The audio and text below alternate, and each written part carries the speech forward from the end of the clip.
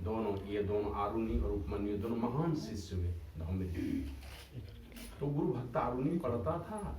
एक दिन गुरु जी ने कहा, बेटे एक काम करो, वर्षा हुई है, खेत पे चला जा। वर्षा हुई है, कहीं मेड़ टूटा हुआ हो खेत का तो सारा पानी बह जाएगा। श्री सद्गुरु महाराज की। शांत होकर सुनिए, गपशप मत कीजिए बीच में। श्री सद्गुरु महाराज की। ऐसा नहीं है कि हम लोग इतने ही लोग बैठे हैं, यहाँ कोई देवी देवता संत पुरुष आकर आप बैठते हैं। जहाँ भी सब प्रभु श्री राम जब यहाँ से जाने लगे तो आप लोग जानते हैं ना कि लक्ष्मण तो पहले ही चला गया। राम जी ने परित्याग किया तो वो सरयू में गए और इस अपने शरीर का परित्याग करके वो शेष जी के अवतार थे, सर्प थे, वो चले गए क्षीर सागर में। और जब राम जी जाने लगे, देवी सीता तो पहले चली गई, राम जी जाने लगे तो भरत और शत्रुघ्न ने पूछा, भैया अब हम दोनों भाई क्या करेंगे यहाँ रह करके, आप जब जाने लगे। तो प्रभु श्री राम कहते हैं, आज के बाद इस धरती पर तुम दोनों के जैसा कोई भी भक्त आएगा, उसका निवास होगा भगवान के हृदय में। और दोनों भाई को अपने ही हृदय में समाहित कर लिया, भरत शत्रुघ्न। लक्ष्मण जी पहले चले गए, अब हनुमान जी खड़े हैं हाथ जोड़ करके, प्रभु मैं क्या करूँगा। बोला, जब तक ये सृष्टि रहेगी तू अमर रहेगा और मेरे धर्म का प्रचार करेगा। और जब कोई साधु संत मेरे धर्म का प्रचार करेंगे तो तू वहां जाकर के उपस्थित रह करके उनकी रक्षा करेगा। है ना, राम ये हनुमान चालीसा में, साधु संत के तुम रखवारे, असुर निकंदन राम दुलारे। साधु संतों के दुलारे इसीलिए वो रखवारे हैं, तो रखवाली करने के लिए जहां भी होते हैं। और उनकी तो अपनी मर्जी, अनेकों रूप बना सकते हैं एक साथ, उनकी अपनी मर्जी। अष्ट सिद्धि नवनिधि के वो दाता हैं, तो सारी शक्ति है उनके पास में, कहीं भी जाकर के रक्षा करते हैं। इसलिए देवी देवता सब आते हैं, यहाँ संत पुरुष आते हैं, तो बैठ के सुनना चाहिए, मनोयोगपूर्वक सुनिए सब लोग। श्री सद्गुरु महाराज की जय। बीच में इधर उधर कुछ गप करेंगे ना तो बोलने वाले को भी विस्मृति हो जाती है, बोलना चाहते हैं कुछ वो भूल जाएंगे। तो धौम्य ऋषि का आश्रम में गुरु भक्त आरुणि पढ़ता था। तो आरुणि को कहा, बेटे तू चला जा खेत पर, ये धान की खेती करनी है, बारिश हुई है, कहीं मेड़ अगर टूटा होगा तो उसकी मरम्मती कर देना, नहीं तो सारा पानी बह जाएगा तो कल खेती कैसे होगी। वो छोटा बालक चला गया खेत पे, देखा कि मेड़ टूटा हुआ है, पानी बहुत तेज गति से बहता जा रहा है, तेज धारा है। तो वो छोटा बालक क्या करता, हाथ से मिट्टी उठा के थोड़ी मिट्टी वहां पे डाल दिया। अब मिट्टी डाला तो वो मिट्टी ठहरने वाली, वो तो पानी की धारा में बह जाए। बहुत प्रयास किया, बहुत प्रयास किया, वो मेड़ को बांध नहीं पाया, अड्डा मजबूत नहीं कर पाया, पानी बहता ही रहा। अब वो छोटा बालक वो क्या करेगा, उसी मेड़ पे ही लेट गया, मिट्टी डालना छोड़ करके वहीं लेट गया। अब वर्षा के दिनों में जो खेत पे गए होंगे खेती करने के लिए, धान की खेती जो करते होंगे, उनको पता होगा कि जब वर्षा होती है एकदम पानी बिल्कुल ठंडा रहता है, शरीर अकड़ जाता है लोगों को। वर्षा के समय ज़्यादा देर तक भीग करके काम नहीं कर सकते हैं, लेकिन किसान फिर भी कष्ट उठाते हैं, मेहनत करते हैं। तो वो बालक उसी अड्डे पे सो गया। रात के समय में धौम्य ऋषि को चिंता हो गई, मेरा आरुणि नहीं आया। खेत पे गए, वो लालटेन लेकर के खेत पे जाते हैं और आवाज लगाते हैं, आरुणि बेटे आरुणि कहाँ हो। मंद मंद आवाज आती है, मैंने आवाज भी नहीं निकल रही थी कि गुरुजी मैं तो यहाँ लेटा हुआ हूँ। अब गुरुजी वहाँ अड्डे के पास जाते हैं तो देखते हैं वो मेड़ टूटा हुआ था, वहीं पे वो बालक लेटा हुआ है। तो उसको उठाया, दूसरे जो सूखे कपड़े थे वो कपड़े पहनाए और पहना करके उसको हृदय से लगाया धौम्य ऋषि ने, और यही कहा कि बेटे तुमको इतना प्रेम है, ये मेरे एक छोटे से आदेश में इतना प्रेम है तुमको, जाओ मैं तुमको आशीर्वाद देता हूँ, है ना। आशीर्वाद दे दिया। और ये नियम है, रोज हम बड़े बुजुर्गों को अगर प्रणाम करते हैं, जो भी बड़े लोग हैं उनको प्रणाम करते हैं, दिल से अगर एक बार बोल देगा जाओ तुमको सफलता मिले, तो उनकी बात लग जाएगी। इसलिए बार बार बड़े बुजुर्गों को हमारे यहाँ प्रणाम करने की प्रथा है। और साधु पुरुष गुरुजनों के पास जब जब जाएं, 100 बार दिन में जाए तो 100 बार प्रणाम करें, बार बार प्रणाम करना चाहिए। बड़े बुजुर्ग जहाँ मिले उनको प्रणाम करने से उनका आशीर्वाद मिल जाता है। और दिल से कह देंगे तुमको सफलता मिले तो बात लग जाएगी उनकी। तो वही कहा कि मैं तुमको आशीर्वाद देता हूँ। यही प्रेम परमात्मा के साथ तुम्हारा हो जाएगा कि मेड़ बांधने में इतना प्रेम है, गुरु के आदेश पालन में इतना प्रेम है, यही प्रेम तुम्हारा परमात्मा के साथ हो जाएगा, लौ लग जाएगी परमात्मा के साथ। और सारा वेद और वेदांत का ज्ञान स्वतः तुम्हारे अंदर से उभर करके आएगा। वही गुरु भक्त आरुणि आगे चल करके महर्षि उद्दालक के नाम से विख्यात हुए। और महर्षि उद्दालक की बेटी का ब्याह हुआ कोहल ऋषि से। उसी की बेटी के कोख से जन्म लिया था एक बड़ा ही ज्ञानी बालक, वो थे अष्टावक्र मुनि, है ना। कोहल ऋषि से शादी हुई थी। तो इस प्रकार की कथा है। मन गुरु की सेवा शुश्रूषा करते करते गुरु की संपूर्ण विद्या को पा लेता है। तो इसलिए जिनके ऊपर गुरु की कृपा हो जाए, सब अपना नसीब लेकर के आता है, सब अपना भाग्य लेकर के आता है, सब पुरुषार्थ भी करता है, मेहनत भी करता है, सफलता मिलती है उसको जिस पर गुरु की विशेष कृपा हो जाती है, वो सफल हो जाते हैं। तो इसी प्रकार की बातें हैं। अब देखिए आए हैं राम जी और बस शादी करके आए हैं, है ना। और यहाँ आदेश क्या हो जाता है, कहाँ से प्रसंग उठता है, सब सारी परिस्थिति अनुकूल है। कल मैंने बताया था ना कि जैसे देवी सीता आई तो माता कौशल्या ने अपनी खानदानी जो माला थी, धरोहर माला थी इक्ष्वाकु वंश की, रघुकुल की जो धरोहर माला थी, वो माला दे दिया अपने बहू को, बेटी आज से तू मालकिन है। माता कैकेयी की बात आई तो उसने क्या दिया मुंह दिखाई में, कनक भवन दे दिया। जिस घर में वो रहती थी वो कनक भवन ही दान में दे दिया, मुंह दिखाई में दे दिया। और सुमित्रा ने क्या दिया, अपना बेटा लक्ष्मण ही दे दिया, ये मेरे जिगर का टुकड़ा है, ये मैं तुम्हें दान में देती हूँ, आज से ये तुम्हारा बेटा है, मेरा कोई नहीं है ये। तो इस प्रकार का, तो इस समय तक तो ठीक है। लेकिन एक कैसी अनहोनी घटना घटती है, प्रेम से भरा हुआ ये आंगन। अब एक बार हमने शायद आपको ये भी एक कथा सुनाई थी कि जब राजा दशरथ गए थे बारात लेकर के, यहाँ से बारात लेके जैसे राजा जनक के दरबार में गए तो देखा कि वहाँ तो चार बेटियां हैं, राजा जनक की बेटी है, उनके छोटे भाई की बेटी है, तो और 4 बेटी है, मेरे भी 4 बेटे हैं, तो चारों बेटे की शादी हो जाए। तो चारों बेटे की बारात लेकर के गए, क्योंकि राम जी ब्याह नहीं करना चाहते थे। धनुष भंग करने के बाद भी वो ब्याह नहीं करना चाहते थे। वो कहते थे गुरुदेव आपके आदेश पर हमने धनुष भंग तो कर दिया, लेकिन ब्याह तो करूंगा पिताजी के आदेश पर। उनका आदेश जब तक न मिले तब तक मैं ब्याह नहीं करने वाला। तो संदेशा भेजा गया राजा दशरथ को, और राजा दशरथ चारों बेटे की बारात लेकर के आए। तो उसी समय जिसमें समधि मिलन का समय होता है, तो इधर उस तरह की प्रथा है कि नहीं है, शायद होनी चाहिए। तो समधि मिलन के समय में हाथ में जल लेकर के, हमारे क्षेत्र में इसी प्रकार की प्रथा, हाथ में जल का पात्र लेकर के खड़े रहते हैं जो वधू के पिता होते हैं।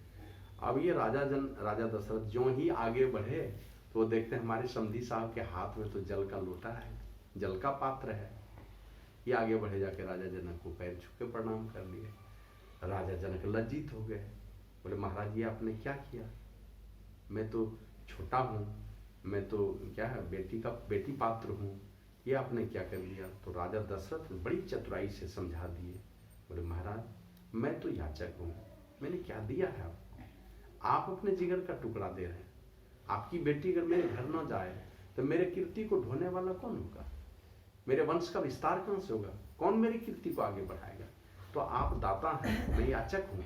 इस प्रकार अपने बहू के प्रति इस प्रकार का सम्मान का भाव राजा दशरथ ने दिखलाया, और चारों बहू को अपने बेटी की तरह मानते थे। तो ये सारी परिस्थिति थी अनुकूल, लेकिन बीच में एक कैसी अनहोनी घटना घट गई। एक नाचीज ने घर में एक दुश्मनी की दीवार खड़ी कर दी, जिसकी कोई कीमत नहीं है उस मंथरा की। लोग कहते हैं मंथरा ने कैकेयी की बुद्धि बिगाड़ दी, यही कहा कि वो राजा बन जाएगा तो उसकी माँ राजमाता हो जाएगी, तू तो दासी बन करके रहेगी, उसकी नौकरानी बन करके रहना पड़ेगा। ये वो कह करके उसकी बुद्धि बिगाड़ दी। और अभी भी अब वर्तमान समय में भी इसी तरह की बात चलती है। जब घर की समस्या का समाधान बाहर में होने लगे, इसका मतलब है निश्चित रूप से कुछ न कुछ गड़बड़ी आ गई, है ना। माता पिता के प्रति घर में अगर किसी तरह का कटु भाव बाल बच्चों के अंदर मन में पैदा हो रहा है, इसका मतलब उस बाल बच्चे का दुर्दिन शुरू हो गया। तो वही हुआ। मंथरा कौन थी? मंथरा दासी थी, नौकरानी थी। एक नौकरानी ने बुद्धि बिगाड़ दी। उसकी औकात क्या है? वो तो माता कैकेयी से के मैके से आई थी। बड़े घरों में इसी प्रकार की प्रथा है, अभी भी है। दहेज में एक दासी को भेज दिया जाए, एक दो दासी भेज देते थे लोग। अभी भी कुछ कुछ परिवार में इस तरह की प्रथा, खास करके मारवाड़ी समाज में इस तरह की अभी भी प्रथा चलती है। तो वो तो दासी थी, घर की नौकरानी थी, और उस नौकरानी के चलते घर में इतनी बड़ी दुश्मनी की दीवार खड़ी हो गई। लेकिन प्रभु श्री राम उस पर भी वो आते हैं। जब देखा कि कल राज तिलक होने वाला है और सुबह सुबह पिताजी जगे नहीं हैं, सुमंत सारथी गए बुलाने के लिए, और बुला के लाते हैं तो देखा जैसे को भवन में गए तो सारी बातों की जानकारी माता कैकेयी से मिल गई। और माता कैकेयी से मिलने के बाद वो आगे बढ़ करके पिताजी के पास जाते हैं। तो पिताजी को क्या कहते हैं? इनको पता चल चुका है मुझे वनवास मिला है, वन को जाना है, लेकिन उसके बाद भी कहता है कि पिताजी आप मुझे आदेश दीजिए, मैं आपका आदेश पालन करके अपना जीवन सफल करके आऊंगा। मतलब माता पिता का आदेश का पालन ये जीवन सफल बनाने की दिशा है ना। जहां भी माता पिता का आदेश की अवहेलना हुई, कहीं उसकी अच्छी गति नहीं हो सकती, उनका आदेश का अवहेलना। और हमने ये आप लोग शायद जानते होंगे, ये अष्टावक्र मुनि जब माँ के कोख में पल रहे थे ना, तो पिताजी ने गुस्सा के साप दिया था उसको। क्यों दिया? वो बहुत लोगों के बीच में वेद पाठ कर रहे थे और माँ के गर्भ में पल रहा था अष्टावक्र। तो ये अपने पिताजी को गर्भ से आवाज आती, पिताजी वेद तो आप बहुत मैंने लय से पढ़ते हैं, बहुत स्वर बहुत बढ़िया है, लेकिन आप अशुद्ध उच्चारण करते हैं। अब माँ के गर्भ में पलने वाला बच्चा वो अपने पिताजी को कह रहा है कि पिताजी आप वेद पाठ तो सस्वर करते हैं, मैंने बड़ी लय ताल बहुत बढ़िया है, लेकिन आप अशुद्ध उच्चारण कर रहे हैं। तो पिताजी को बुरा लग गया। अब पिताजी क्या करते हैं? वो मन में सोचा कि अभी तो माँ के गर्भ में ही है, अब माँ के गर्भ में रहते हुए इतने लोगों के बीच में हमारी बेइज्जती करा दी, सब लोगों के बीच में कर दिया कि आप गलत पढ़ते हैं। गुस्सा के साफ दे दिया, जा तू 8 अंगों से टेढ़ा होगा, अभी से तो इतना अभिमानी बना, पिताजी का को अपमान करता है। लेकिन हुआ क्या? 8 अंगों से टेढ़ा हुआ, लेकिन ज्ञान थोड़ी ही टेढ़ा हो जाएगा, ज्ञान तो नहीं टेढ़ा होने वाला। वो ज्ञान लेकर के आया, शरीर से भले ही काले गोरे ऊंच नीच का भाव लोग रखता है, लेकिन सबके अंदर में, जैसे देखते हैं रामकृष्ण परमहंस करते थे, तकिया देखो सबके ऊपर में कवर अलग अलग कलर का लगा हुआ है, तकिया के ऊपर जो खोल है कवर है उसमें से अलग अलग रंग का, लेकिन खोलो तो भीतर में एक ही रुई है ना, उसका तो कलर अलग नहीं है। उसी प्रकार सब के अंदर में एक ही आत्मा है, एक ही परमात्मा। श्री सद्गुरु महाराज जी। तो अष्टावक्र मुनि बड़ा ही ज्ञानी बन करके इस संसार में आया, क्योंकि बचपन से ही सुनता था और बाद में साधु संतों की संगति मिली तो बड़े ही ज्ञानवान हो गए। तो माँ से पूछा एक दिन कि माँ मेरे पिताजी कौन है? देखता था और बच्चे हैं उनके भी पिताजी हैं, माँ है, पिता है, तो पूछा कि मेरे पिताजी कौन है? तो उनके जो नाना जी थे ना, उनके तरफ उनको दिखा दिया, मसीह उद्दालक को, उनको कहा यही तुम्हारे नाना है, यही तुम्हारे पिताजी हैं। तो मेरा भाई कौन है? तो उनके जो मामा थे उनको दिखा दिया, ये तुम्हारे भाई हैं, जबकि भाई नहीं था, वो तो मामा थे, और जिनको पिताजी बतलाया तो नाना जी थे, तो उन्हीं को पिताजी मानते थे। जब कुछ बड़े हो गए तो पता चला कि नहीं, ये मेरे पिताजी नहीं है, और साथी संगी लोग बोलने लगे ये तुम्हारे पिता नहीं है, ये तो तुम्हारे नाना जी हैं। तो माँ से पूछा मेरे पिताजी कौन है? तब वही कहा कि बेटे तुम्हारे पिताजी इस दुनिया में नहीं। वो चले गए। कहाँ चले गए? बोले वो गए थे राजा जनक के दरबार में शास्त्रार्थ करने के लिए, और शास्त्रार्थ करने में ही उनके यहाँ एक कैदी था, बड़ा ही ज्ञानी है, वो विद्वान है, उनसे जो शास्त्रार्थ करता था, जो हार जाए उस कैदी से उसको ले जाके पानी में समुद्र में डाल देता है। वही तुम्हारे पिताजी की मृत्यु हो गई है। कहा तब तो मैं भी जाऊंगा। वो अष्टावक्र कहता है कि तब तो मैं भी जाऊंगा शास्त्रार्थ करने उस कैदी से। और वो शास्त्रार्थ करने के लिए पहुंच गया उनके पास। और शास्त्रार्थ करने में सैकड़ों सवाल जवाब हुए, अंतिम में उनको हरा दिया। और जो ही उसकी हार हुई, प्रश्न का जवाब नहीं दे पा रहा था, तो सर झुका के चुपचाप बैठ गया वो कैदी। अब वो अष्टावक्र मुनि कहते बोलो, अब मैं तुझे ले जाकर फेंक दूं, तुमको भी वही सजा दूं? जो सजा तुमने मेरे पिताजी को दी वही सजा दूं तुझे? कहाँ है मेरे पिताजी? का पिताजी को तो नदी में फेंक दिया, पानी में। का तुझे भी फेंक दूं? तुझे भी साफ दे दूं? दंड दिलवाऊं तुमको भी? डांटने लगे ना। और उसकी बोलती बंद हो गई, कुछ नहीं बोल पा रहे थे। बोला मैं ऐसा करूंगा नहीं, साधु का ये काम नहीं। बता मेरे पिता कहाँ है? तो बोला तुम्हारे पिताजी मेरे पिताजी के पास चले गए, वरुण देवता के पास, उन्हीं के पास। मैं उन्हीं का पुत्र हूँ, वरुण देवता का पुत्र हूँ मैं कैदी नहीं हूँ, वरुण देवता का पुत्र हूँ। मेरे पिताजी के पास तुम्हारे पिताजी चले गए। अब मेरे पिताजी को हाजिर करो। उनके पिताजी को लाया गया सामने। और जैसे वो पिताजी आते हैं सामने, सजा क्या मिली थी अष्टावक्र को? 8 अंगों से टेढ़ा होने का। सारा अंग टेढ़ा था, इसलिए चलते भी थे तो लोग हंसते थे उनको देख करके, इतने बदसूरत थे। लेकिन वो पिताजी आए, जिस पिताजी ने साफ दिया था 8 अंग से टेढ़ा होने का, वो पिताजी सामने आए तो उनको माथा टेक कर प्रणाम किया उन्होंने। जैसे प्रणाम किया तो मस्तक पर हाथ रख करके उस पिताजी ने क्या आशीर्वाद दिया? उनको भी लगा कि जिनको हमने साफ दिया था 8 अंगों से टेढ़ा होने का, वो बेटा मेरे प्रति कोई बुरा भाव नहीं रखता है। और उनको प्रणाम किया। प्रभु श्री राम यही बात बोल रहे थे लक्ष्मण को, जिसमें विरोध किया था ना कि आप मालिक हैं, आपको हम लोग सब भाई राजा के रूप में देखना चाहते हैं, आप राजा बनिए, और नहीं तो पिताजी को मैं जेल में डाल दूंगा, राजा दशरथ को। वो अकेले कौन होता है मेरे बड़े भाई को जेल में डालने वाला, ये वनवास देने वाला?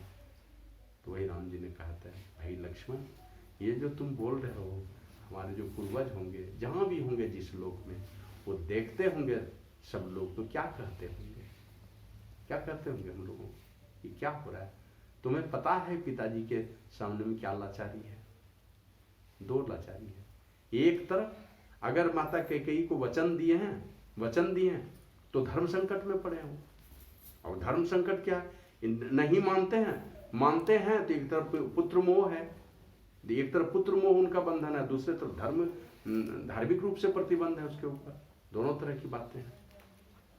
और वही राम जी ने कहा था, भाई लक्ष्मण, पिता कितना हो दुराचारी हो, समाज ने भी उसका बहिष्कार कर दिया हो, फिर भी पुत्र का ये कर्तव्य होता है कि उनकी पूजा करे। संतान का ये कर्तव्य होता है उसकी पूजा करे, क्योंकि पिता प्राणदाता होते हैं, ब्रह्मा है ब्रह्मा, इस प्रकार समझाए थे। तो वही अष्टावक्र मुनि ने पिताजी को प्रणाम किया, तो पिताजी उनके मस्तक पर हाथ रख करके आशीर्वाद दिए और बोले, बेटा तू चला जा, समंगा नदी में स्नान करके आ। एक नदी की चर्चा है शास्त्र में, समंगा नदी है, वो कहाँ है? वो नदी कहीं हो सकता है उस समय में कहीं हो, और उस नदी में स्नान करके आ। और वो समंगा नदी में जो ही डुबकी लगाया अष्टावक्र मुनि ने, वो जैसे बाहर निकले तो देखते हैं सब अंग प्रत्यंग बिल्कुल सुडौल हो गया, बिल्कुल ठीक हो गया। माने माता पिता का साप भी आशीर्वाद बन जाता है। माता पिता और गुरु, ये तीनों का साप भी लगे, अगर कहीं अधोगति में चले गए तो अधोगति में उनको रहने नहीं दिया जाता है। शास्त्र इसका प्रमाण देता है, वह रहने नहीं देगा, वहां से किसी अच्छी गति में चला जाएगा। बस थोड़े दिनों के लिए उसके जीवन में आएगा कष्ट, लेकिन वो कष्ट भी थोड़े दिनों के लिए आएगा, फिर से वो कष्ट का निवारण हो जाएगा। तो यही सोच करके भगवान श्री राम जाते हैं पिताजी के पास और कहते हैं, पिताजी आप आज्ञा दीजिए और आपके आदेश का पालन कर मैं 14 वर्षों का वनवास भोग करके अपना जीवन सफल करके आऊंगा। आदेश पालन करते हैं तो जीवन सफल, नहीं आदेश पालन करते हैं तो पिताजी नरक में चले जाएंगे। दोनों तरफ है, पिताजी नरक में जाएंगे अगर बात ना मानो, अब मानता हूं तो मैं अब हमारा अपना ही जीवन सफल हो जाता है। तो ये सोच करके गए हैं इधर से प्रभु श्री राम, और उधर माता के राजा दशरथ का संवाद आया कि राजा जी क्यों ये स्त्री की तरफ करुणा करते हैं, है ना। दुई होई एक समय भुआला, हाँ सब ठठाई फुलाओ गाला। ठठा करके हंसना, मन खिलखिला के हंसना और गाल फुलाना, दोनों एक साथ हो सकता है क्या? नहीं देना था वरदान तो बार बार क्यों कह के वरदान मांगो, वरदान मांगो, वरदान मांगो। दानी कहाऊ अरु कृपनाई, होई कि सेम कुशल रोताई। अब जहां लड़ाई हो रही है तो कुशल क्षेम क्या पूछना, वीर है तो वीर की तरह लड़ते हैं लोग, उससे क्या पूछना कि तुमको चोट लगी क्या हुई। लड़ने वाले पूछते हैं, पैर टूटे कि हड्डी टूटे, कहीं कुछ टूट जाए, वो कोई पहलवान नहीं पूछता, जो हो जाए उसको। तो उसी प्रकार वीरता में क्षमा कुशल नहीं पूछा जाता है।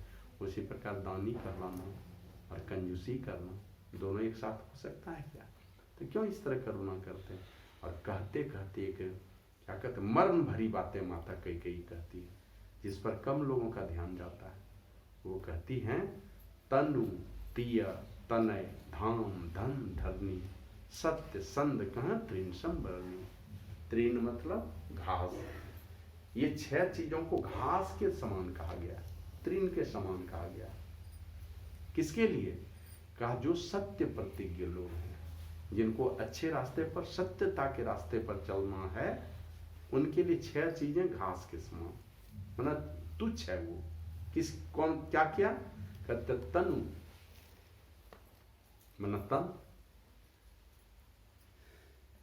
अपना शरीर है ना, तिय मन पत्नी और पत्नी के लिए पति, तनय मतलब पुत्र या पुत्री, तनु मन अपना शरीर, तिय मन पत्नी और पत्नी के लिए पति, और तनय मतलब बेटा बेटी, धाम मतलब जगह जमीन, घर, धन सोना चांदी हीरा जवाहरात और घोड़ा हाथी, ये धन है। धरनी मन आपका जो राजपाट है, धन दौलत, जगह जमीन है, ये सारा चीज। ये 6 चीज सत्य प्रतिज्ञ लोगों के लिए घास के समान कहा गया, तृण समवर्णी।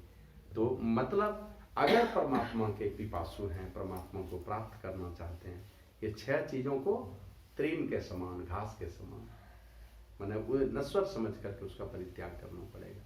ये माता कई राजा दशरथ को वही कह रहे हैं कि एक तरफ आप सत्य प्रतिज्ञ चिढ़ाते हैं, एक तरफ आप अपने को धर्मात्मा समझते हैं, दूसरे तरफ आप कंजूसी करना चाहते हैं, इस तरह की बातें करते हैं।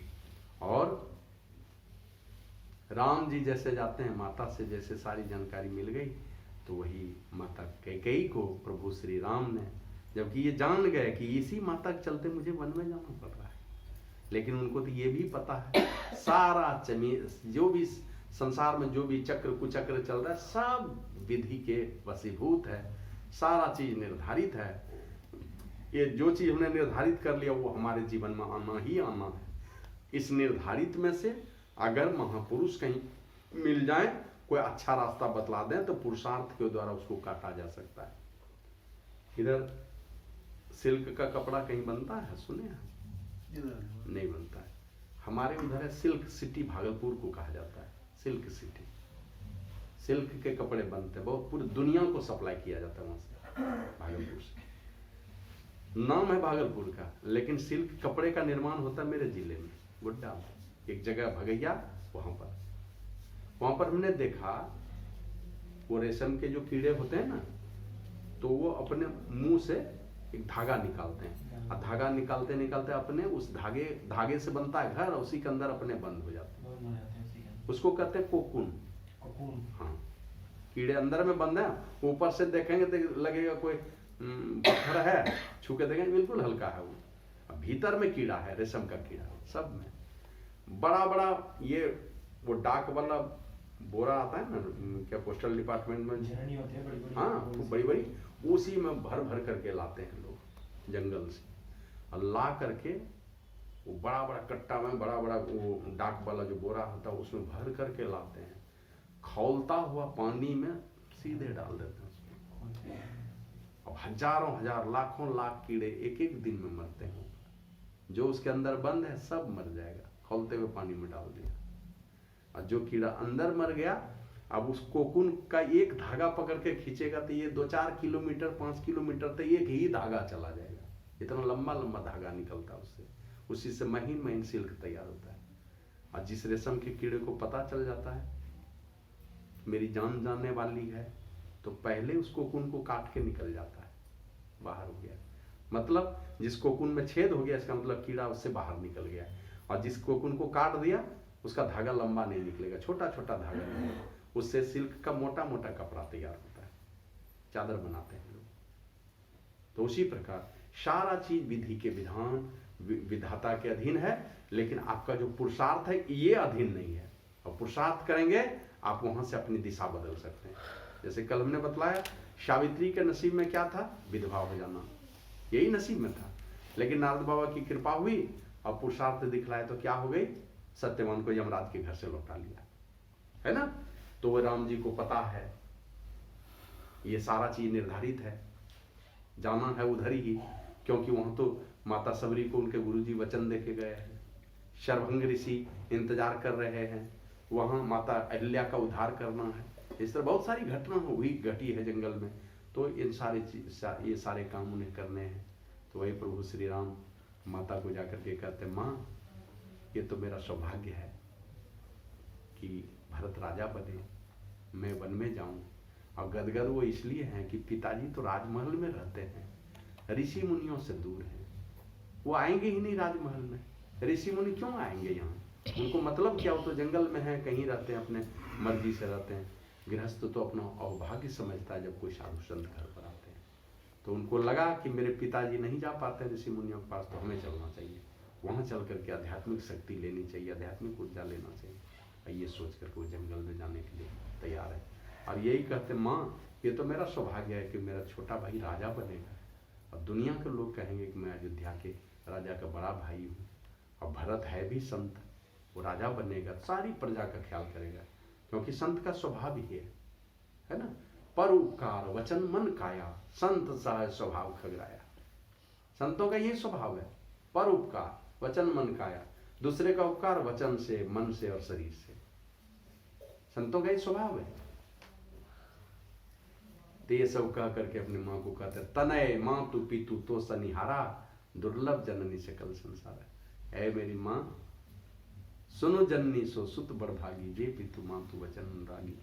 वह बेटा बड़भागी है जो माता पिता के वचन का अनुरागी है, और वचन का अनुरागी नहीं है तो पढ़िए पौराणिक कथा है, राजा ययाति की कथा जिस जगह पर आया है पुराण में, उसमें एक बात महर्षि वेद व्यास ने लिखी है कि जो माता पिता की भावनाओं का कदर करके उनके आदेश का पालन करते हैं, ये उत्तम पुत्र कहे गए हैं।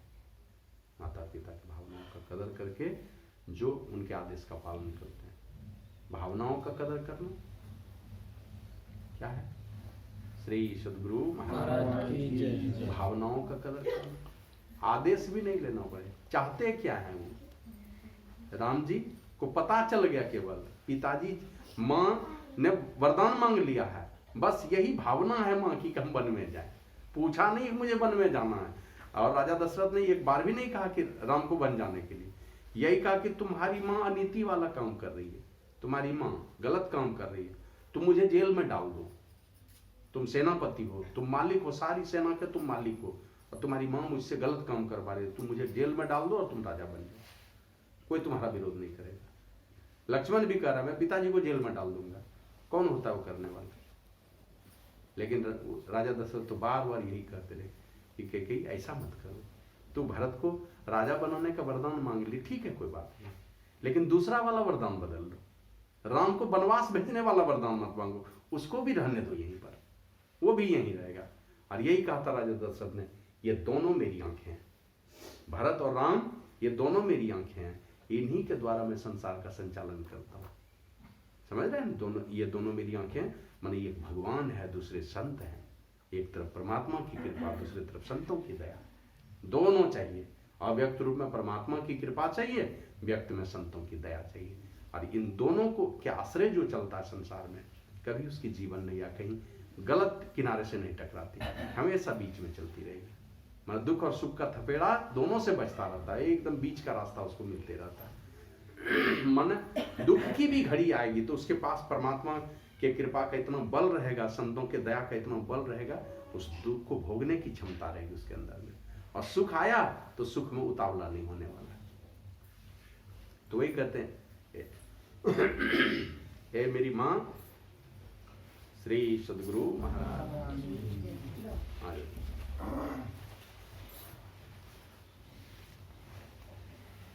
तो माता कैकेयी कहती है कि माता कैकेयी को प्रभु श्री राम तनय मातु पितु तो सनिहारा, जो अपने माता पिता को तृप्त करने वाला बेटा और बेटी है। दुर्लभ जननी सकल संसारा, ये संसार में दुर्लभ है वैसा बेटा बेटी जो अपने माता पिता को तृप्त कर दे। तृप्त करने का मतलब क्या है? बढ़िया खाने पीने दे, कपड़ा दे, बढ़िया बोली बोले, माता पिता के निकट बैठे। अब मर करके माता पिता नरक में चले गए, तृप्ति हो गई? बढ़िया भोजन मिले, है ना, अच्छी अच्छी बात सुनने को मिले, माता पिता के निकट बैठे, बैठ करके कुछ अच्छी बातें सुने, कुछ बातें करे। जैसे हर बच्चा चाहता था ना कि माता पिता मेरे पास बैठे, कुछ माँ से बातें हो, कुछ पिता से बातें हो। जब छोटे थे हम लोग, वो जब बच्चे के समान हो गए माता पिता, तो हमारा कर्तव्य बनता है कि हम उनके निकट बैठे। तो तृप्ति का मतलब है कि संसार में उनके रहने खाने आदि की सारी व्यवस्था हो, अच्छी बातें हो, बैठ करके कुछ अच्छे विचार हो, लेकिन मेरे माता पिता मर करके कहीं अधोगति में नहीं चले जाएं, इसका भी विचार होना चाहिए। इसीलिए ये कौन कर पाएगा?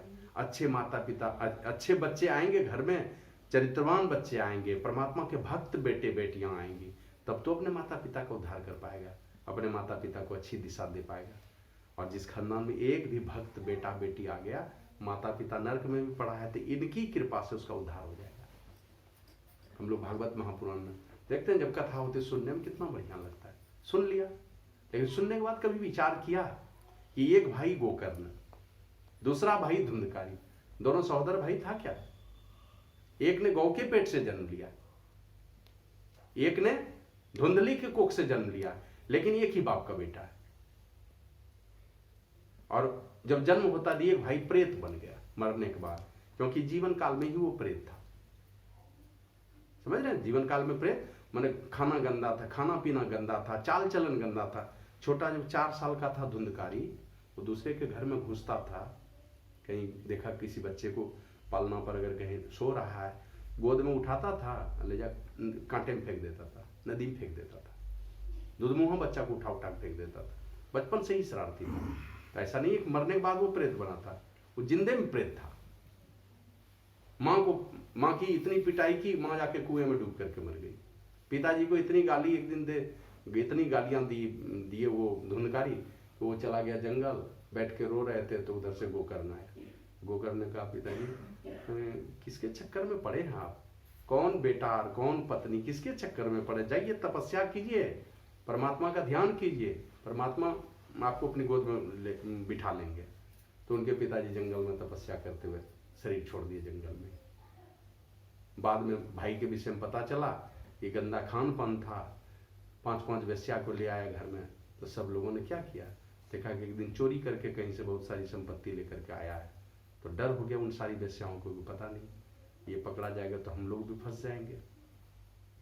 बस रात में ही क्या कहते हैं, घर में जिस बेड पे सोता तो उसी में रस्से से बांध दिया और जलती हुई लकड़ी मुंह में डाल दी। धुंधकारी मर गया, बन गया प्रेत।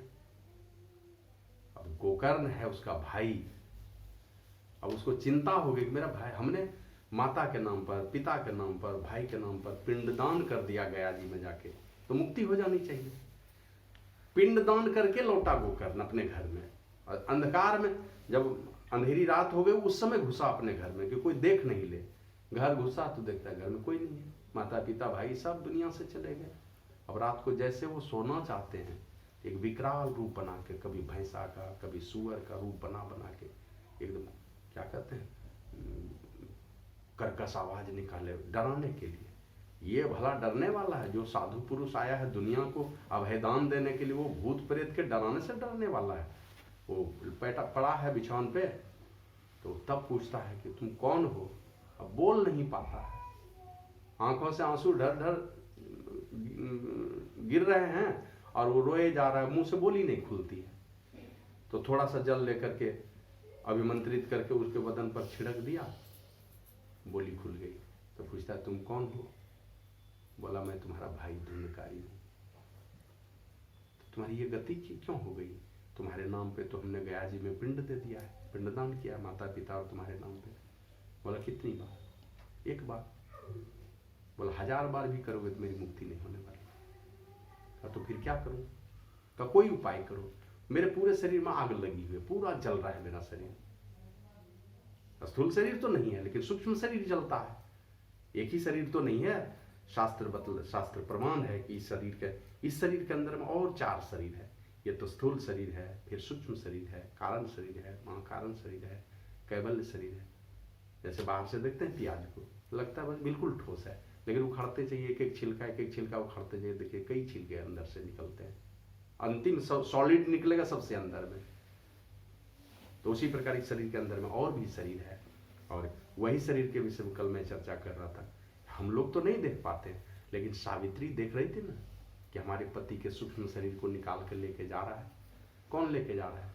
यमराज लेके जा रहा है। यमराज इस शरीर में तो है नहीं, सूक्ष्म शरीर है, इन आंखों से दिखलाई पड़ने वाले नहीं है, वो दिव्य दृष्टि से दिखलाई पड़ने वाला है। तो सावित्री को वो दृष्टि प्राप्त थी नारद बाबा की कृपा से। तो यमराज को देखा, अपने पति को भी ले जाते हुए देख लिया उसने कि मेरे पति का प्राण हर के ले जा रहे हैं। तो इस शरीर में और भी शरीर है। श्री सद्गुरु महाराज तो वही गोकर्ण पूछ रहा है, धुंधकारी ने कहा भैया एक बार आपने पिंडदान किया, 1000 बार भी देंगे तो मेरा शरीर जलता रहेगा, कोई उपाय कर दो, बचा लो मुझे। तो रामचरितमानस में है, साधु चरित शुभ सरिस कपासु, निरस विशद गुण में फल जासु। साधु का चरित्र कैसा होता है? निरस है, लेकिन हमेशा गुण से भरा हुआ। आपके सारे दुखों के प्रति उसको, आप जैसे देखते हैं, आप घी को रख दीजिए कहीं जहां पर गर्मी, वहां घी को रख दीजिए, क्या होगा? पिघलने लगेगा, मक्खन पिघलने लगेगा। रामचरितमानस में आया, निज परिताप द्रवही नवनीता, पर दुख द्रवही संत सुपनीता। मक्खन अपने दुख से पिघलता है और संत दूसरों के दुख से पिघलते हैं। अपने दुख से दुखी नहीं होते, वो आपके दुख से दुखी होते हैं। एक दिन ये गुरु महाराज जी सशरीर थे कुप्पा घाट में, सुबह सुबह कहते हैं, भगीरथ भगीरथ चलो, ले चलो मुझे शीला देवी चमाड़िया के कमरे की तरफ ले चलो। एक मारवाड़ी माता जी थी कलकत्ता की रहने वाली, कोई अपना संतान नहीं था उनको, उनका नाम था शीला देवी चमाड़िया। शीला देवी चमाड़िया के कमरे की ओर ले चलो। तो व्हील चेयर पर लेकर के आगे बढ़ने लगे। एक और बाबा जी थे, वो छोटे लाल बाबा, वो दौड़ करके चले गए, माता जी गुरु महाराज जी आ रहे हैं आपके कमरे की ओर। जैसे दरवाजा खोली है ना, वो रो रही थी। गुरु महाराज का व्हील चेयर तब तक वहां पहुंचा। गुरु महाराज जी पूछते हैं, क्यों रोती हैं आप मुझे जानते हैं, मैं कौन हूं? आप पहचान रहे? हाँ गुरुदेव पहचान रहे। आपको नहीं पता? जब पहचानती हैं आप मुझे मैं कौन हूं तो रोती क्यों है? कहा गुरुदेव आप ही की कृपा से तो जीवित हूं, नहीं तो कब को चली गई होती इस दुनिया से। मन वो रो रही है और गुरु महाराज अपने निवास से कहते हैं चलो शीला देवी चमड़िया के कमरे की ओर। एक बार मनिहारी में सत्संग चल रहा था, एक गुरुजी थे, रिटायर गुरुजी, बजरंगी गुरुजी। वो गुरु महाराज जी का बर्तन साफ कर देते, भोजन बनने के बाद जब भोजन कर लेते थे गुरु महाराज जी, फिर अपने हाथों से वो बर्तन की सफाई करते थे। ये चूल्हे की जो राख है ना, उस राख से खूब हाथ से घिस घिस करके पूरा एकदम साफ कर देते थे। रात को गुरु महाराज जी चिल्लाने लगे, भगीरथ भगीरथ, अपने सेवक थे। तो बजरंगी गुरु जी गए, भगीरथ जी गुरु महाराज जी आपको याद कर रहे हैं। दौड़े दौड़े बोले मुझे ले चलो वहाँ बीच पंडाल में ले चलो जहाँ टेंट लगा हुआ है। यहाँ से इशारा कर रहे थे, चलो वहाँ ले चलो। तो यहाँ से एक महात्मा उनका व्हील चेयर उनको लेकर के गए, और तब तक में कुछ भगीरथ बाबा वो दौड़ करके पहुँच गए उनके पास। तो वहाँ जाके देखे तो देखते हैं कोई माता जी है ना, साड़ी पहनी हुई थी, तो बाहर से ही देख ली, और ऊपर से चादर ढक ली थी, आंचल ढक ली थी अपना। माता जी गुरु महाराज आपके पास आ रहे हैं। अब गुरु महाराज तब तक वहां पहुंच गए, और जैसे अपने सर पर से वो पल्लू हटाती है ना, तो भगीरथ बाबा देख रहे हैं, तब तक में गुरु महाराज जी पहुंच गए, वो रो रही थी। तो गुरु महाराज जैसे पहुंचे तो गुरु महाराज जी पूछते हैं क्या बात है, क्यों रो रही हो? अब बज रहे हैं रात 12, सारे पूरे टेंट में लाखों लोग होंगे, सब सोए हुए हैं, और वो एक माता जी बैठ करके रात में ध्यान कर रही है। सब लोग सोए हैं 12 बजे रात में, वो अकेले बैठ के ध्यान कर रही है, और ध्यान में रो रही है वो। तो गुरु महाराज जी पहुंच गए वहां पर, क्या बात है, क्यों रोती हो बताओ? तुम जो मांगोगी आज मैं वही दूंगा, ये मैं ही दास बोल रहा है, बोलो। बस वो यही बोली कि गुरुदेव इसी जन्म में हमारी भक्ति पूरी हो जाए, हमें मुक्ति मिल जाए सारे दुखों से, इसी जन्म में हमारी भक्ति पूरी हो जाए। तो गुरु महाराज बोले जो ऐसा ही होगा। 12 बजे रात में जाकर के कौन जानने वाला है इस बात को कि कोई भक्त हमारे लिए रो रहा है, ध्यान कर रहा है, कुछ नहीं चाहिए उसको, बस हमें मुक्ति चाहिए। मेरे अपने जिले की बात में बतलाता हूँ। एक बार गुरु महाराज जी गए शाम के समय में, यही शीतलहरी का महीना था, शाम के समय में शाही बाबा को कहते हैं, शाही बाबा देखिए बाहर में कोई है बरामदे पे क्या? तो शाही बाबा बाहर बरामदे पे घूमने लगे, पूछते हैं कोई नहीं है। नहीं हुजूर कोई नहीं है। नहीं देखिए जाके बाहर में कोई है बाहर में। अब वो शाही बाबा बाहर देखते हैं तो कहीं कुछ दिखलाई नहीं पड़ता है। लेकिन तीसरी बार जब बोले कि नहीं कोई है, तो इनको लगा इतने बड़े महापुरुष ये अंतर्जामी ऐसे नहीं बोल सकते हैं। और वहां पे 2 बिल्डिंग एक ही जगह बने हुए थे, 2 बिल्डिंग एक ही जगह, बीच में एक हाथ गैपिंग है। उस गैपिंग में जाके झांक के देखते हैं तो एक बूढ़ी माता जी बैठी हुई थी उसके बीच में। बाबा जी गए, जाके वो माता जी को लेके चले गए गुरु महाराज के पास। अब वो माता जी जैसे कमरे से घुसी है, कमर टेढ़ी थी, हाथ में लाठी लिए हुए, जैसे गुरु महाराज जी के निकट जाती है, ये गुरु महाराज वहीं बैठे होते, ऐसे सर झुका दिए, सर झुका कहते हैं लो माला पहनो। अपने क्षेत्र में उधर अंगिका भाषा है, झारखंड में बिहार में अंगिका भाषा है, नहीं तो मैथिली भाषा है ना, मिथिलांचल है, और नहीं तो अंगराजकर्ण की भूमि है। तो अंगराजकर्ण का जो क्षेत्र है वहाँ अंगिका भाषा बोलते हैं। तो अपनी भाषा में गुरु महाराज जी कहते हैं, ये तो मैं हिंदी में बोल रहा हूँ, लो माला पहनो, ऐसे गर्दन झुका दिए।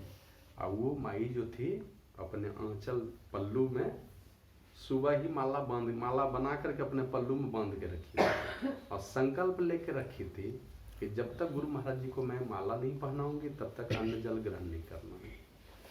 अब साड़ी भी गंदी थी, कोई बूढ़ी भी थी, कोई जाने ही नहीं दे उनको गुरु महाराज जी के कमरे में।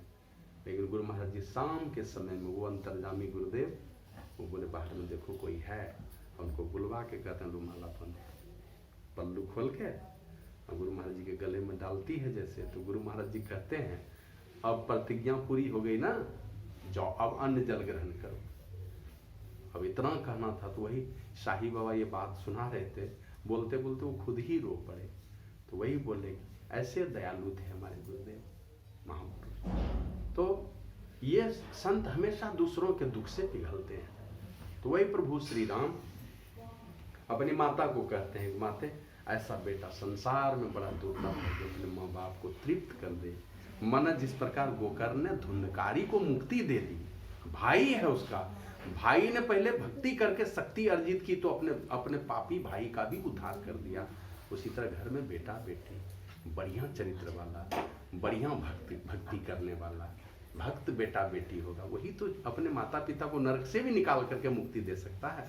और उसके विषय में रामायण में लिखा है, कल मैं चर्चा कर रहा था, माता पार्वती ने पूछा भगवान भोलेनाथ से, स्वामी सबसे बढ़िया खानदान कौन सा, सबसे बढ़िया कुल, सबसे बढ़िया वंश कौन सा? क्या जवाब दिया? सो कुल धन्य उमा सुनु, जगत पूज्य सुपुनीत, श्री रघुवीर परायण जहि नर उपज बिनु। ए गिरजा, ए पार्वती, जिस खानदान में एक भी राम का भक्त, एक भी परमात्मा का भक्त पैदा हो जाए, बेटा या बेटी कोई पैदा हो जाए, कोई आ जाए खानदान में एक भी। कल उस बहू सावित्री की कथा सुना रहे थे, एक आई सारी खुशियां लेकर के आ गई, यमराज के घर से अपने पति को लौटाया, सास ससुर का खोया हुआ राज लौटाया, सास ससुर के आंख की रोशनी चली गई तो उसको लौटाया, अपने माता पिता का राजपाट लौटाया। तो एक बहू आई घर में और क्या कहते, मालकिन बन गई आकर के। तो मालकिन उसी को कहते हैं जो घर के सारे दुखों का निवारण करने का सामर्थ्य जिसके अंदर में हो। तो एक भी बेटा या बेटी जिस खानदान में परमात्मा का भक्त हो जाए, वो खानदान बाबा भोलेनाथ कहते हैं सो कुल धन्य, वह खानदान धन्य है। जगत पूज्य मन संसार में पूजनीय है, सुपुनीत मन परम पवित्र है वो खानदान जिस खानदान में परमात्मा का एक भी भक्त पैदा हो जाए। मतलब पुरानी कथा फिर मैं याद दिलाता हूं आप लोगों को। कुछ माताएं चली जा रही थी और सारी माताएं अपने सर पे जल से भरा हुआ मटका लेके चल रही है। तो एक माँ कहती है, अरे बहन पता है तुम्हें मेरा बेटा, मेरे बेटे के विषय में जानती हो तुम कुछ? बोला नहीं। मेरा बेटा इतनी सुरीली आवाज में गाता है, कोयल भी मांस खा जाए। तो दूसरी माँ कहती मेरा बेटा तो इतनी तेज दौड़ लगाता है, शायद हिरन भी मांस खा जाए, इतनी तेज दौड़ लगाता है। एक तीसरी माँ कहती मेरा बेटा वो एकदम हाथी से भी ज्यादा मत वाले चाल में चलता है, मस्त है मेरा बेटा। एक चौथी माँ थी, उससे पूछा तुम्हारा बेटा? मेरे बेटे में तो कोई खूबी नहीं है, सीधा साधा है मेरा बेटा। थोड़ी देर के बाद एक लड़का आया और वो जो माताएं जा रही थी उसके बगल से कोई बढ़िया सा गाना गाते हुए चला गया। तो उसकी माँ कहते देख लो यही है मेरा बेटा, है ना कोयल जैसी सुरीली आवाज, देखा ना कितनी अच्छी आवाज है मेरे बेटे की, यही है मेरा बेटा। थोड़ी देर में एक लड़का आया, तेज दौड़ लगाता हो बगल से चला गया। तो उसकी माँ कहते देखो यही है मेरा बेटा, है ना हिरन जैसी तेज दौड़ लगाने वाला मेरा बेटा। एक उधर से हट्टा कट्टा जवान आया, तो उसकी माँ थी बगल में, कहा यही है मेरा बेटा, देखो है ना हाथी जैसे मतवाले चाल में चलने वाला। लेकिन जिस माँ ने कहा था मेरे बेटे में कोई खूबी नहीं है, उसका भी बेटा आया माँ के पास, जिसने कहा था मेरे बेटे में कोई खूबी नहीं है। वो बेटा आया और माँ को कहा माँ तुम थक गई होगी, ये मटका मुझे दे दो, मैं लेके चलता हूँ। तो अपने माता के सर पर का मटका अपने सर पे लेके माँ के साथ चलने लगा। कौन सा बेटा बढ़िया? जो साथ चलने लगा। कोयल जैसी सुरीली आवाज, है ना, किस काम के लिए? वो आपके व्यक्तिगत काम के लिए। उससे दुनिया को क्या मिलने वाला है? जिसने पैदा किया उसको क्या मिलने वाला है उससे? तो कोयल जैसी सुरीली आवाज भी हो, यह भी बढ़िया है ना, माता पिता का भी नाम रोशन करता है। लेकिन माता पिता को क्या मिलना है उससे? अगर हिरन जैसी तेज दौड़ लगाने वाला, ये भी बढ़िया है, उसका जीवन सुखमय होगा। माता पिता को क्या मिलना है उससे? केवल नाम मिलेगा, और क्या मिलना है? हाथी जैसी चाल, वो भी अच्छी बात है, लेकिन माता पिता को और संसार को उससे क्या मिलना है? और वो बेटा, वो माँ भी अच्छी है जिस माँ का बेटा इस प्रकार, और वो बेटा भी अच्छा जो अपने माता पिता का बोझ हल्का कर सके, है ना। तो इंजीनियर बने, डॉक्टर बने। एक आया है रामचरितमानस में, एक बाप को बहुत बेटा है, सब है, कोई दानी है, कोई विद्वान है, कोई पंडित है, कोई दाता है, अलग अलग गुण है। लेकिन कौन बेटा बढ़िया? जो माता पिता के काम है ना। तो उसी प्रकार आप इंजीनियर बनिए, डॉक्टर बनिए, प्रोफेसर बनिए, सब कुछ बनिए, लेकिन घर में रहिए तो माता पिता का पुत्र बन के रहिए, और संसार में रहिए तो परमात्मा का भक्त बन करके रहिए। जो भी बनना है, जो भी बने हैं, परमात्मा की कृपा से आप यहाँ आए, और नहीं तो परिणाम आप लोग जानते होंगे ना। वशिष्ठ नारायण सिंह बिहार के एक बहुत बड़े वैज्ञानिक हुए, जिन्होंने आर्यभट्ट के सिद्धांत को काटा।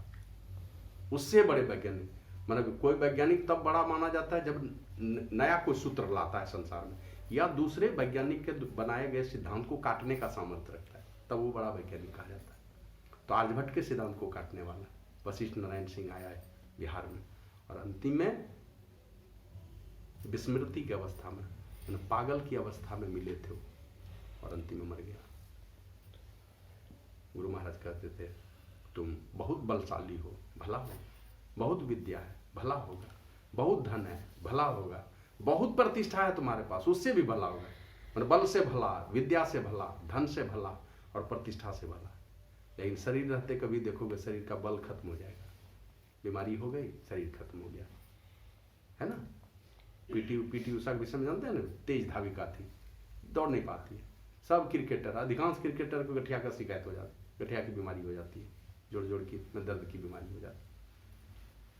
तो शरीर रहते शरीर चला जाएगा, धन दौलत चला जाएगा, कभी शरीर रहते विद्या चली जाती है, और कभी बाल बच्चे की गलती से प्रतिष्ठा चली जाती है। नाक कटने वाला कोई काम हो गया, माता पिता के नाक काट दी बाल बच्चों ने।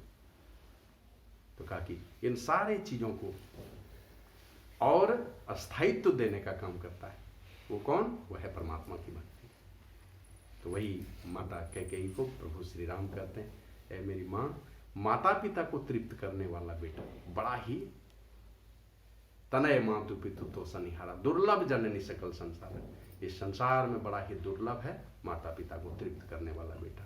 मतलब संसार है ना, एक आदमी है जो अपने माता पिता की तस्वीर बना लिया, खूब बढ़िया, एकदम मेन चौराहे पे बनवा दिया, खूब नाम होगा, अब माता पिता को खाने नहीं मिला घर में, माता पिता खुश हो जाएंगे। चौराहे पर लगे, माता पिता की प्रतिमा लगे, अगर सामर्थ्य है तो लगा दीजिए, लेकिन पहले है कि घर में माता पिता की पूजा। तृप्ति का मतलब वो होता है, और संसार में भी तृप्ति हो, और मर जाने के बाद भी जो जीवन हो माता पिता का, कहीं मेरे माता पिता दुर्गति के शिकार नहीं हो जाए। फिर कहते हैं सुनो जननी सो सुध बड़भागी, जे पितु मातु वचन अनुरागी। जो माता पिता के वचन का अनुरागी है वो बेटा बड़भागी है। और महर्षि वेद व्यास ने लिखा है पुराण में, जो माता पिता के भावनाओं का कदर करके उनके आदेश का पालन करते हैं वो उत्तम पुत्र है। और जो माता पिता का आदेश मिलने पर आदेश का पालन करे, आदेश मिलने पर कह दिया, माँ ने कहा, पिता ने कहा बेटे ऐसा करो, कहने पर किया आदेश का पालन, तो वो मध्यम पुत्र है, मध्यम दर्जे के पुत्र है। और जो आनाकानी करके, नाक धुन करके, मैं नहीं करने की इच्छा है लेकिन पापा कह रहे हैं, जबरदस्ती कह रहे हैं तो करना ही पड़ेगा, नहीं तो डर है, तो नाक धुन करके मने आनाकानी करके माता पिता का आदेश का पालन करे तो उसको अधम पुत्र कहते हैं। अब महर्षि वेद व्यास ने लिखा, जो अपने माता पिता के आदेश का पालन नहीं करते वो पुत्र नहीं है, उसको लिखा वो मल मूत्र है। चौथा पुत्र वो मल मूत्र है, जो अपने माता पिता के आदेश की अवहेलना करते हैं। मलमूत्र समझ रहे हैं ना, माना पखाना पेशाब है, वो पुत्र नहीं है, मलमूत्र है वो। इस प्रकार की बात है। फिर पिताजी के पास प्रभु श्री राम गए हैं तो वही जाकर के कहा, पिताजी आप आदेश दीजिए, ये तो मेरा सौभाग्य है। ऐसे पिताजी उनके कह रहे हैं कि राम और भरत दोनों मेरी आंखें हैं, एक एक ही, तुम भरत को राज दिलाना चाहते हो दिला दो, लेकिन राम को वनवास जाने मत दो, वे भी मेरी आंखें हैं। माना परमात्मा की कृपा, संतों की दया, परमात्मा स्वरूप श्री राम है, संत स्वरूप भरत है। इन दोनों, एक की कृपा दूसरे की दया, दोनों ही जिसके जीवन में है उसका कभी अनिष्ट नहीं होने वाला है संसार में, और अनिष्ट होगा भी उसके अंदर में सामर्थ्य रहेगा उसको सहन करने की, उसको भोग लेने की, है ना। तो वही पिताजी कहते हैं, चार धन्य जन्म जगती तल तासु, का उस बेटे का जन्म लेना धन्य है। किस बेटे का? पिता ही प्रमोद चरित सुनी जासु। जो पिताजी पुत्र का चरित्र सुन करके जब पिताजी गदगद हो जाएं, तो ऐसे बेटे बेटियों का जन्म लेना धन्य हो जाता है, जिसका चरित्र सुन करके माता पिता गदगद हो जाए। अब बेटा है, शराब पिया, नाले में जाके गिर गया, गदगद हो जाएंगे माता पिता? नहीं होंगे। बढ़िया चरित्र हो, इसीलिए तो सब लोग चाहते हैं श्रवण कुमार जैसा बेटा हो, राम जैसा बेटा हो, इस प्रकार चाहते हैं। और चार ही पदार्थ कर तलता के, प्रिय पितु मातु प्राण समझा के, उसके हाथ में चारों पदार्थ हैं। ऐसे अभी के समय में बेटा और बेटी चार पदार्थ नहीं, दो पदार्थ की तरफ खिंचाव है उसका। चार पदार्थ क्या क्या है? अर्थ, धर्म, काम, मोक्ष, है ना। अभी के बेटे और बेटियों को दो चीज चाहिए, अर्थ और काम, माने कामना पूर्ति हो जाए, इच्छा की पूर्ति हो जाए। बदले माता पिता के ऊपर जो दुर्दशा माता पिता की पूरी हो कोई बात नहीं, बस मेरी इच्छा की पूर्ति हो जानी चाहिए, और अर्थ आना चाहिए कहीं से भी। और धर्म और मोक्ष, यही दोनों छूट गया। अर्थ चाहिए, काम चाहिए, धर्म और मोक्ष को छोड़ के चाहिए, ऐसा कभी हो ही नहीं सकता है ना। चारों चीज चाहिए। और ये चारों चीज कब? तो पहला विद्यालय है यहाँ, जहाँ माता पिता की सेवा हो, जो माता पिता को अपने प्राण जैसा प्यार करे। इस प्रकार कह करके वो कहते हैं, पिताजी आप राजा होने के नाते आदेश दीजिए, रो के मत दीजिए आदेश। आप राजा हैं, जैसे एक प्रजा को कोई दंड देता है, कोई आदेश देता है, उस प्रकार लिखित रूप में आप हमको दीजिए बन जाने का आदेश। आपने कोई गलती नहीं की है, प्रजा ने जो कह दिया बस बात। राजा का काम ही होता है प्रजा के सारे दुख तकलीफ में साथ देना। इस प्रकार कह करके राम जी तैयार हुए बन जाने को। और उधर से देवी सीता आ गई, वो कहती मैं भी जाऊंगी। खूब अनुनय भी नहीं करने पर, नहीं कहा जबरदस्ती कि मुझे चलना है, मैं भी जाने वाली। अभी का समय रहता पता नहीं कैसे मुकदमा हो जाता, लेकिन वो अनुनय भी नहीं करके किसी तरह से राम को मना लिया। मेरा तो ब्याह ही हुआ है श्री राम से, अयोध्या के धन दौलत से तो मेरा ब्याह हुआ नहीं है, अयोध्या से नहीं हुआ, यहाँ के राज सिंहासन से नहीं हुआ, मेरा ब्याह तो श्री राम से हुआ है। और मैं तो साथ चलना इसलिए चाहती हूँ, मैं अपने स्वामी के रास्ते के सारे कांटों को चुनना चाहती हूँ। और ये कह करके देवी सीता गई है। उधर से लक्ष्मण आता है, जिसका प्राण ही बसता था राम में, वो आकर के कहते हैं भैया मैं भी चलूंगा। क्योंकि उसको तो चैन नहीं। राम के बिना नींद नहीं है लक्ष्मण। बचपन की एक कथा है ना, चारों भाई सोए थे और राम लक्ष्मण भरत शत्रुघ्न चारों को क्रम क्रम से सुला दिया। राम भी सो रहा है, भरत भी सो रहा है, शत्रुघ्न भी सो रहा है, लक्ष्मण रो रहा है। और तीनों माता परेशान है कि 3 बेटे सो रहे हैं और 1 बेटे परेशान, ये नहीं सो रहे हैं, क्या बात है। उधर से गुरु वशिष्ठ आ गए तो तीनों रानी रोते हुए कहती है, गुरुदेव ये लक्ष्मण नहीं सो रहा है। तो वो गुरु वशिष्ठ हंसने लगे, बोले जो सुलाने का क्रम है ये सही नहीं है। कहा गुरुदेव राम से छोटा लक्ष्मण, उससे छोटा भरत, उससे छोटा शत्रुघ्न, क्रम क्रम से ही तो सुलाया है। बोला ये क्रम ही नहीं है सही। कहा उठाओ लक्ष्मण को यहाँ से। और लक्ष्मण को उठाया, राम जी के चरण में सुला दिया। 1-2 मिनट में ही नींद आ गई। बोला लक्ष्मण राम की बराबरी करने नहीं आया है संसार में, वो तो राम का दास बन करके आया है।